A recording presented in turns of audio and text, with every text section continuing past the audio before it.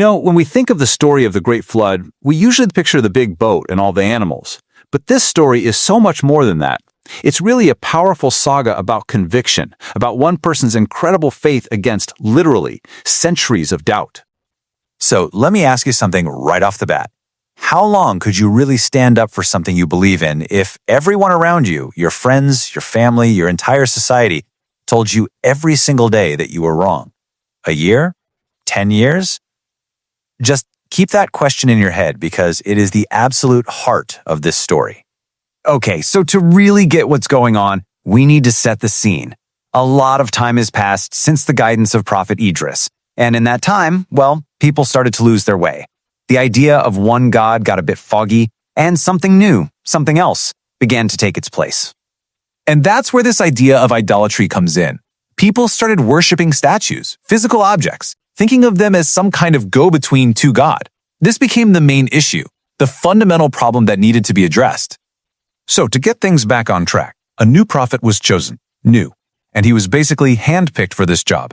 God gave him two really crucial tools for the massive task ahead. First, eloquent speech so he could clearly explain his message, and second, an absolutely immense amount of patience to handle the rejection that was, definitely coming his way.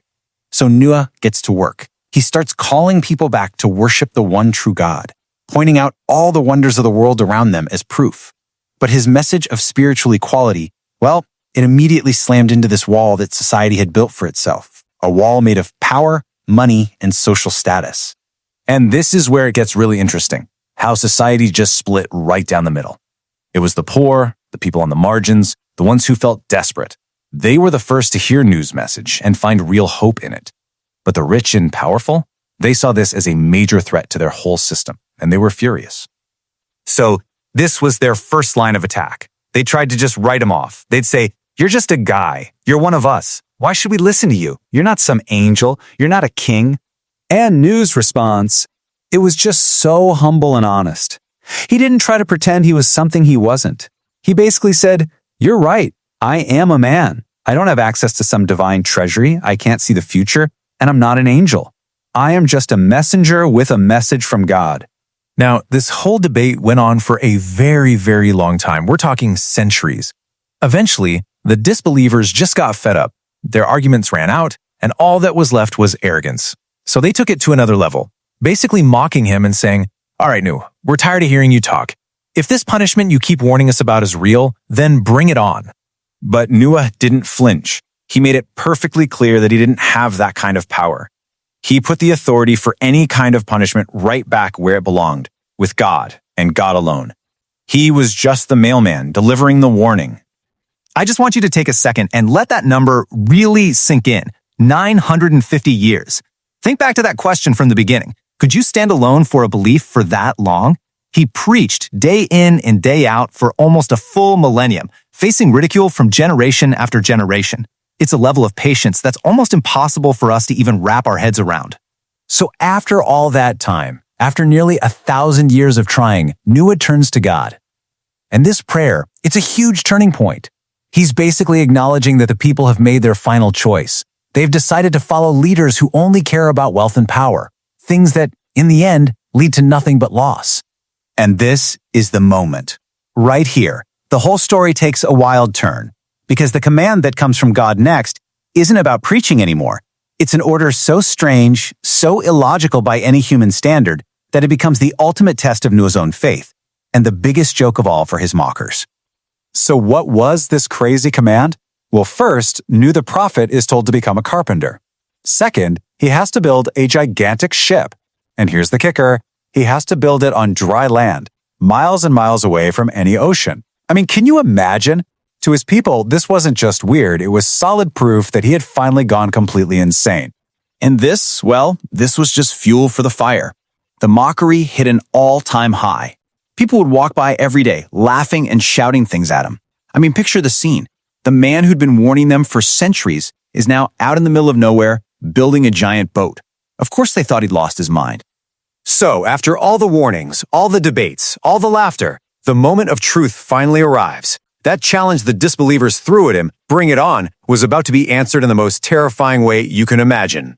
And the sign that it was all about to begin wasn't what you'd expect. like a dark cloud or an earthquake. No, it was something much stranger, something supernatural.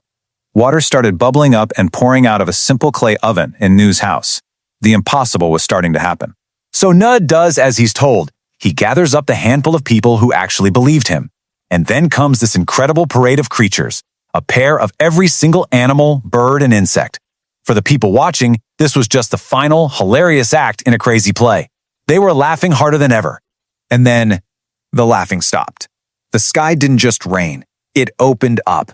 A torrential downpour like no one had ever seen. And at the exact same time, water started bursting out of the ground itself. It was a total cataclysm, coming from both above and below. But right in the middle of this massive, world-ending event, we see this incredibly personal, heartbreaking story unfold. Nuh sees his own son, one of the disbelievers, struggling in the rising water. As a father, he makes one last desperate plea.